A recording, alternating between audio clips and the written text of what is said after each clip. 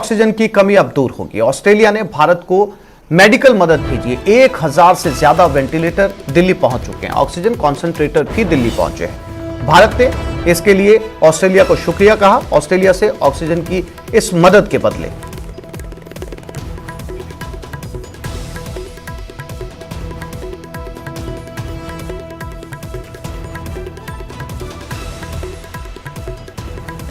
इस वक्त की बड़ी खबर आपको बता दें कि संपूर्ण लॉकडाउन की तैयारी में है सरकार। सीएम ने 5 मंत्रियों के समूह का गठन कर दिया है। मंत्री समूह आज अपना सुझाव सीएम को सौंपेंगे। राज्य में सख्त कदम उठाने के लिए 5 मंत्रियों के समूह का गठन किया गया। मंत्री समूह सरकार को आज रिपोर्ट सौंपेगा अपने सुझाव, जिसके बाद राज्य में संक्रमण रोकने के लिए आगामी निर्णय लिया जाएगा। राज्य मंत्रिपरिषद की बैठक में निर्णय हुआ। मंत्री समूह में नगरीय विकास मंत्री शांति धारीवाल, जलदाय मंत्री बीडी कल्ला, चिकित्सा मंत्री डॉक्टर रघु शर्मा, शिक्षा राज्य मंत्री गोविंद सिंह डोटासरा, चिकित्सा राज्य मंत्री डॉक्टर सुभाष गर्ग शामिल है।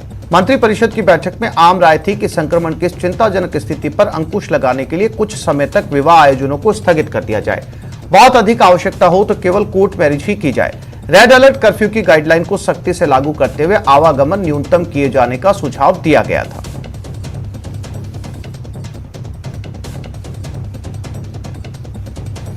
और इसी खबर पर ज्यादा जानकारी के लिए बात करते हैं हमारे संवाददाता प्रेम मीणा के साथ। प्रेम, पूरी स्थिति जो है वो सरकार के सामने, ना केवल राज्य की बल्कि देश की भी पूरी जब तस्वीरें एकदम साफ है तो मंत्री परिषद बनाने के पीछे कोई वजह, सीधा फैसला भी लिया जा सकता था क्योंकि आंकड़े रोज सीएम भी देख रहे हैं।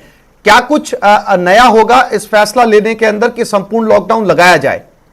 प्रेम, देखिए आसिफ जी, जो मंत्री समूह का गठन किया है उसके पीछे संभवतः प्रमुख वजह यह है कि प्रदेश में लॉकडाउन की संभावना है उनको तलाशा जाए।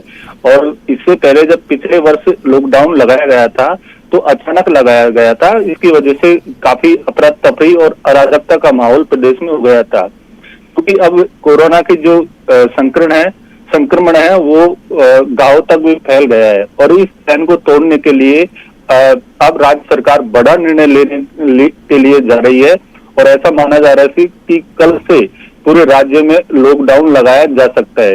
इससे पहले जो मंत्री समूह का गठन किया है उसी के सुझाव के आधार पर राज्य सरकार ये निर्णय लेगी, लेकिन अब लगभग ये तय हो गया है कि गहलोत सरकार राज्य में 7 या 9 दिन का लॉकडाउन लगाने जा रही है।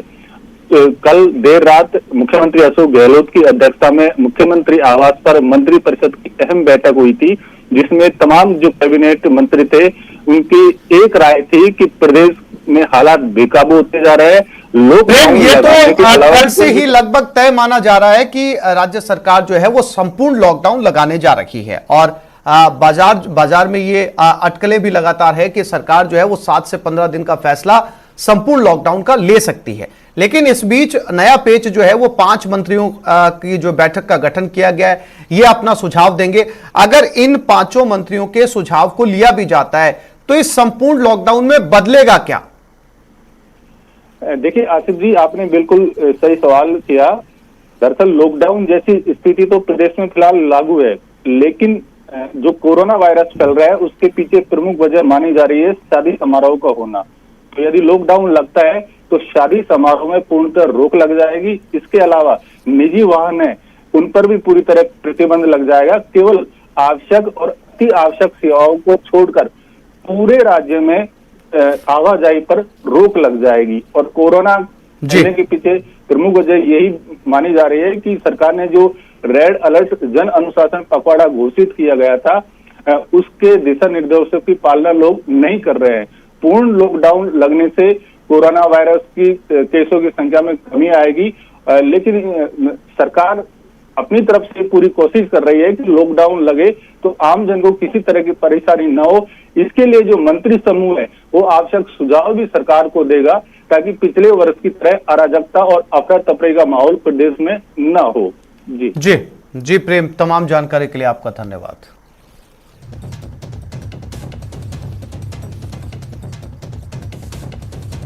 बता दें कि कल कैबिनेट बैठक और मंत्री परिषद की बैठक हुई। बैठक के बाद सीएम ने ट्वीट लिखा है कि मंत्री परिषद ने संक्रमण की चेन तोड़ने के लिए और सख्त कदम उठाने की आवश्यकता पर बल देते हुए इसके लिए 5 मंत्रियों के एक समूह का गठन किया है। यह संभावित कदमों पर विचार कर गुरुवार को यानी कि आज सुझाव देगा, जिसके आधार पर अंतिम निर्णय लिया जाएगा। कोरोना की दूसरी लहर से गांव में और युवाओं में संक्रमण का खतरा बढ़ रहा है। ऐसे में कुछ समय तक विवाह आयोजनों को स्थगित किया जा सकता है। बहुत ज्यादा आवश्यकता हुई तो केवल कोर्ट मैरिज की जाएगी। ऑक्सीजन कॉन्सेंट्रेटर की खरीद और दवाओं की आपूर्ति पर जोर दिया जाए। संक्रमण के गहराते संकट से निपटने के लिए और भी कड़े कदम उठाने पड़ सकते हैं। राज्य को वर्तमान में 615 मीट्रिक टन मेडिसिन ऑक्सीजन की आवश्यकता है। यही रफ्तार रही तो 15 मई तक ऑक्सीजन की आवश्यकता करीब 495 मीट्रिक टन हो जाएगी।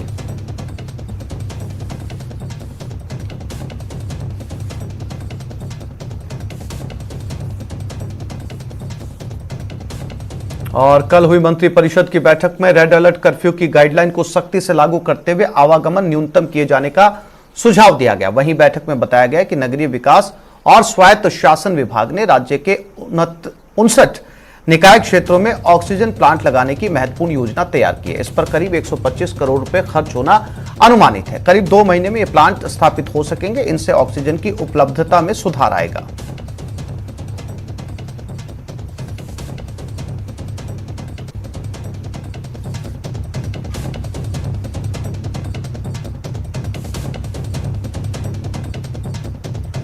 और प्रदेश में 18 से 44 वर्ष आयु वर्ग के लोगों को निःशुल्क टीकाकरण के लिए मुख्यमंत्री अशोक गहलोत द्वारा की गई आर्थिक सहयोग की अपील पर आईएएस और आरएस अधिकारियों ने पहल करते हुए राजस्थान मुख्यमंत्री सहायता कोष कोविड टीकाकरण खाते में अंशदान देने की घोषणा की। सीएम को आईएएस एसोसिएशन की ओर से मुख्य सचिव निरंजन आर्य ने 3 दिन और आरएस एसोसिएशन की ओर से अध्यक्ष शाहीन अली खान ने 2 दिन का वेतन देने के निर्णय से अवगत करवाया। वहीं सीएम गहलोत ने उनकी इस पहल को सराहते हुए कहा कि संकट के समय में प्रदेशवासियों की जीवन रक्षा सर्वोपरि है।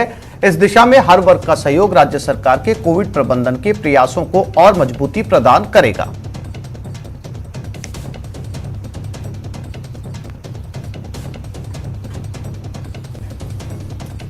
मरुधरा में कोरोना की रफ्तार की। मरुधरा में कोरोना का कोहराम मचा हुआ है। 24 घंटे में 155 मौतें हुई। 24 घंटे में 16,815 नए मामले सामने आए। जयपुर में सबसे ज्यादा 43 की मौत। जयपुर में ही सबसे ज्यादा 3,301 नए मामले। 17,022 लोग रिकवर हुए। करीब 1,97,000 एक्टिव केस मौजूद हैं।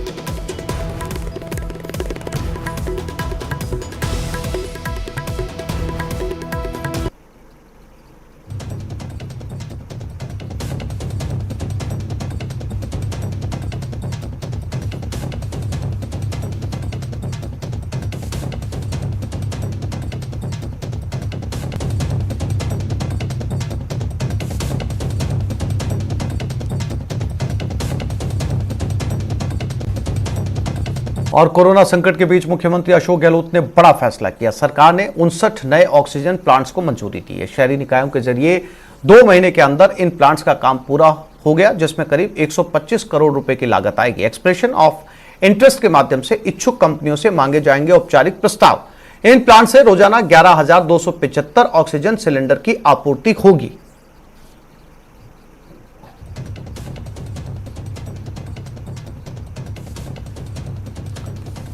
तो लगातार राज्य सरकार की कोशिशें और इसी सिलसिले में एक बड़ा फैसला, 59 नए ऑक्सीजन प्लांट्स को मंजूरी दी गई है। जल्द से जल्द ये प्लांट शुरू होंगे और जो लगभग सभी जिलों में ऑक्सीजन की जो किल्लत इस समय हॉस्पिटल जूझ रहे हैं, उनकी जल्द ही ये किल्लत दूर की जाएगी। 125 करोड़ रुपए की लागत से पूरा ये काम किया जाएगा। हाल ही में अशोक गहलोत ने, मुख्यमंत्री ने कहा था कि अगर राज्य का पूरा बजट भी कोरोना महामारी से लड़ने में झोंकना पड़े तो वो गुरेज नहीं करेंगे। राज्य के विकास में जो बजट आवंटित किया गया वो सारा का सारा इस महामारी से लड़ने के लिए काम में ले लिया जाएगा। इसी सिलसिले में पहला कदम उठाते हुए ये प्लांट को मंजूरी दी गई है, जिसमें 59 नए ऑक्सीजन प्लांट्स राज्य भर में अब काम करेंगे, जिसमें प्रतापगढ़, टोंक, झुंझुनू, राजसमंद, झालरापाटन, सुजानगढ़, जालोर, गंगानगर जिले शामिल हैं। इसके अलावा पाली, नागौर, हनुमानगढ़, सीकर, सिरोही, निम्बाहेड़ा।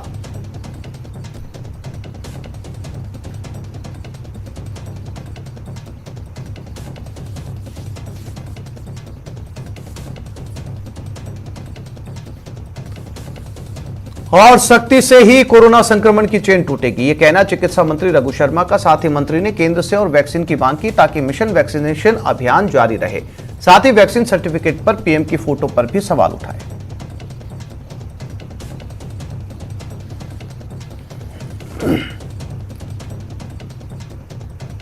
टॉप परफॉर्म किया पूरे देश के अंदर।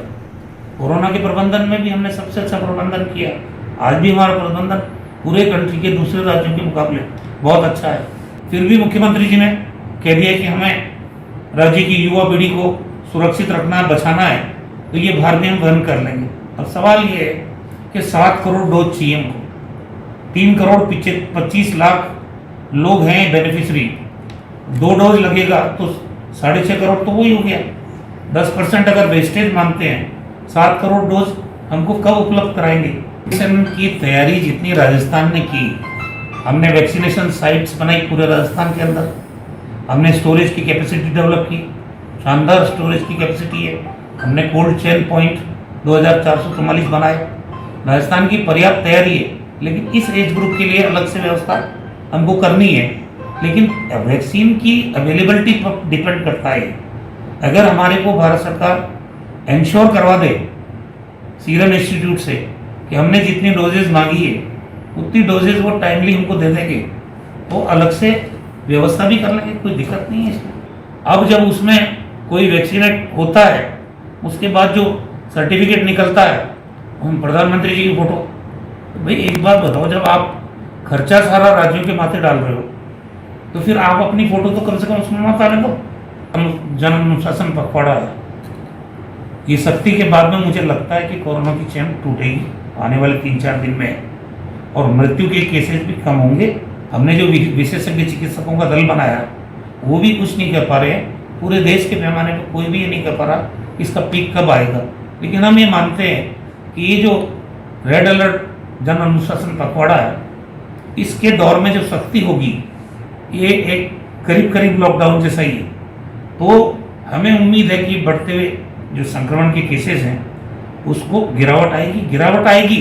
मीडिया की भूमिका बड़ी भूमिका है। उनसे जो रिक्वेस्ट की है, आह्वान किया है, वो राज्य के आम और आवाम के हित में ही किया है, क्योंकि इस संक्रमण की चैन टूटनी चाहिए, राजस्थान सुरक्षित रहना चाहिए। और राजस्थान के लोगों को हम तभी सुरक्षित रख सकते हैं जब सरकार भी, आम जनता भी, मीडिया भी सब एक फ्रंट में इस कोरोना महामारी से अपना लड़ाई लड़े। और इस वक्त भीलवाड़ा से एक बड़ी खबर मिल रही है। गोवर्धनपुरा गांव के कुएं में एक पैंथर गिर गया। वन विभाग ने इसको रेस्क्यू कर दिया। रेस्क्यू के दौरान पैंथर भागा। पैंथर के खबर से गांव में हड़कंप मचा हुआ। गोवर्धनपुरा गांव में कुएं में पैंथर गिरने का मामला सामने आया। वन विभाग द्वारा एक मजबूत सीढ़ी लगाई गई। पैंथर को कुएं से निकालकर जंगल की ओर, और जैसे निकाला गया वो जंगल की ओर भाग गया। पहले पिंजरा लगाने के बाद भी पैंथर नहीं निकल पाया था। कुएं से क्षेत्रीय वन अधिकारी भंवरलाल बारठ ने इस मामले में जानकारी दी है।